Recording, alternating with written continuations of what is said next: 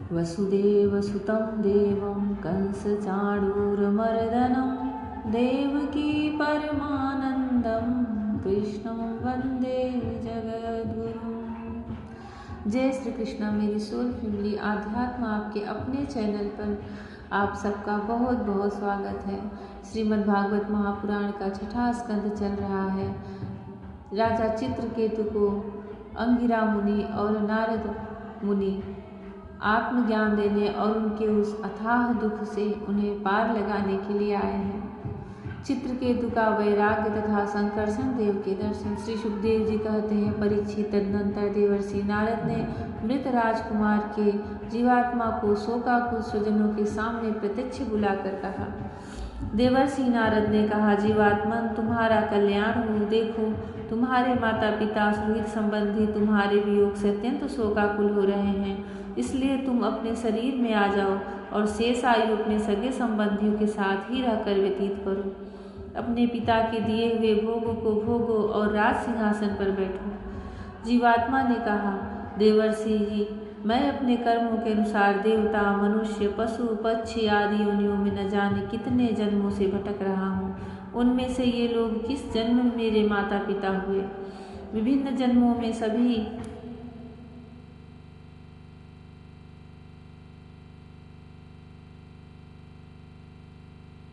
मेरे प्राणों के आधार हरि आ जाओ एक बार। मेरे प्राणों के आधार हरि आ जाओ एक बार। जय श्री कृष्णा।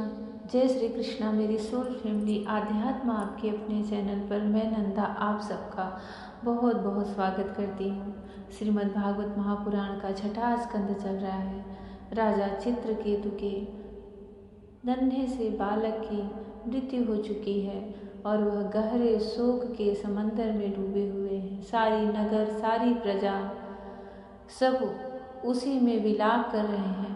उस नगर में कोई एक भी व्यक्ति ऐसा शेष नहीं बचा है जो राजा और रानी को धैर्य बंधाए, धीरज दे, उन्हें समझाए और इस अथाह दुख के सागर से बाहर निकाले। नारद मुनि और अंगिरा ऋषि जब यह दृश्य देखते हैं तो वह स्वयं वहाँ जाते हैं उन्हें समझाने के लिए।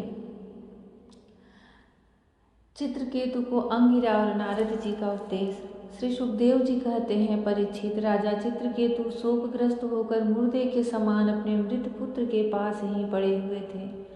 अब महर्षि अंगिरा और देवर्षि नारद उन्हें सुंदर सुंदर उक्तियों से समझाने लगे। उन्होंने कहा, राजेंद्र, जिसके लिए तुम इतना शोक कर रहे हो वह बालक इस जन्म में और पहले के जन्मों में तुम्हारा कौन था?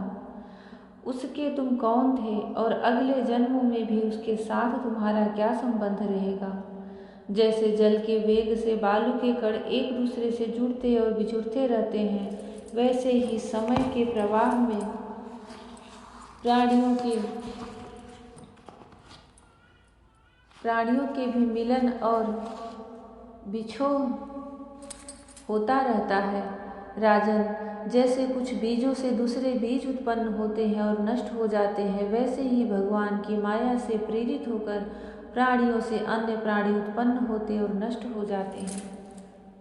राजन, हम, तुम और हम लोगों के साथ इस जगत में जितने भी चराचर प्राणी वर्तमान हैं, वे सब अपने जन्म के पहले नहीं थे और मृत्यु के पश्चात नहीं रहेंगे। इससे सिद्ध है कि इस समय भी उनका अस्तित्व नहीं है, क्योंकि सत्य वस्तु तो सब समय एक सी रहती है।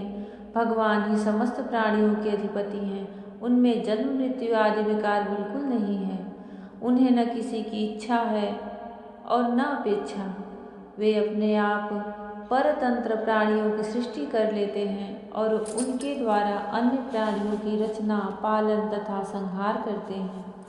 ठीक वैसे ही जैसे बच्चे घर घरौंदे खेल खिलौने बना बना कर बिगाड़ते रहते हैं।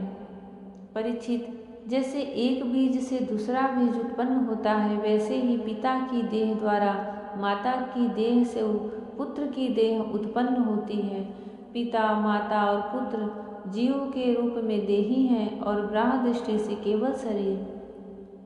उनमें देही जीव घट आदि कार्यों में पृथ्वी के समान नित्य है। राजन, जैसे एक ही मृत्तिका रूप वस्तु में घटत्व आदि जाति और घट आदि व्यक्तियों का विभाग केवल कल्पना मात्र है, उसी प्रकार यह देही और देह का विभाग भी अनादि एवं अविद्या कल्पित है। अनित्य होने के कारण शरीर असत्य है और शरीर असत्य होने के कारण उनके भिन्न भिन्न अभिमानी भी असत्य हैं, असत्य ही हैं। त्रिकाल बाधित सत्य तो एकमात्र परमात्मा ही है, अतः शोक करना किसी प्रकार भी उचित नहीं है। श्री सुखदेव जी कहते हैं, राजन, जब महर्षि अंगिरा और देवर्षि नारद ने इस प्रकार चित्रकेतु को समझाया बुझाया, तब उन्होंने कुछ धीरज धारण करके शोक से मुरझाए हुए मुख को हाथ से पोंछा और उनसे कहा। राजा चित्रकेतु बोले, आप दोनों परम ज्ञानवान और महान से भी महान जान पड़ते हैं तथा अपने को अवधूत वेश में छिपा कर यहाँ आए हैं। कृपा करके बतलाइए, आप लोग हैं कौन?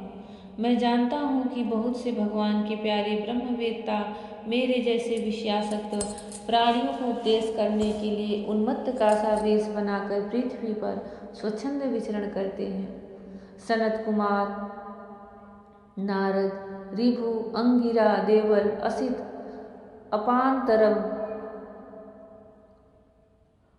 अपांतरम, व्यास, मार्कंडेय, गौतम, वशिष्ठ, भगवान परशुराम, कपिल देव, शुकदेव, दुर्वासा, याज्ञवल्क्य, जातुकर्ण, आरुणि, रोमश, च्वयन, दत्तात्रेय, आसुरी, पतंजलि, वेदशिरा, बोध्यमुनि, पंचशिरा, हिरण्यनाभ, कौसल्य, श्रुतदेव और ऋतध्वज, ये सब तथा दूसरे सिद्धेश्वर ऋषि मुनि ज्ञान दान करने के लिए पृथ्वी पर विचरते रहते हैं।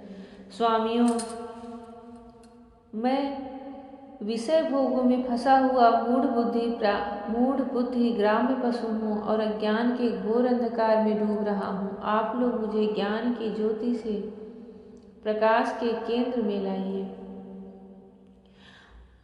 महर्षि अंगिरा ने कहा, राजन, जिस समय तुम पुत्र के लिए बहुत लालायित थे, तब मैंने तुम्हें पुत्र दिया था। मैं अंगिरा हूँ।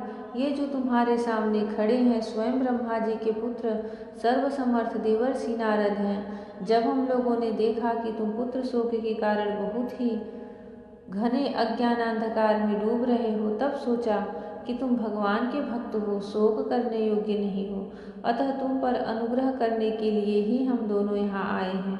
राजन,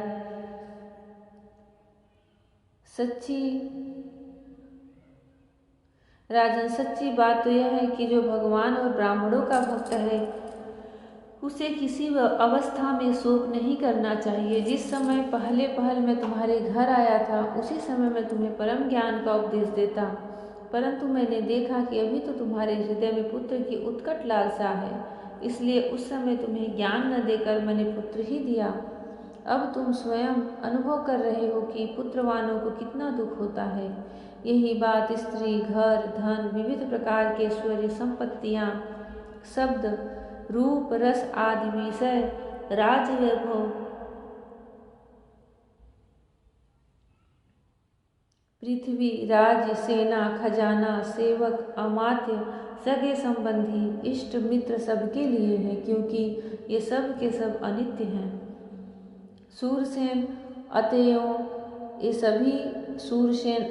सभी शोक, मोह, भय और दुख के कारण है, मन के खेल खिलौने हैं, सर्वथा कल्पित हैं और मिथ्या हैं, क्योंकि ये न होने पर भी दिखाई पड़ रहे हैं। यही कारण है कि एक क्षण दिखने पर भी दूसरे क्षण लुप्त हो जाते हैं। ये गंधर्व नगर स्वप्न, जादू और मनोरथ की वस्तुओं के समान सर्वथा असत्य है। जो लोग कर्म वासनाओं से प्रेरित होकर विषयों का चिंतन करते रहते हैं, उन्हीं का मन अनेक प्रकार के कर्मों की सृष्टि करता है।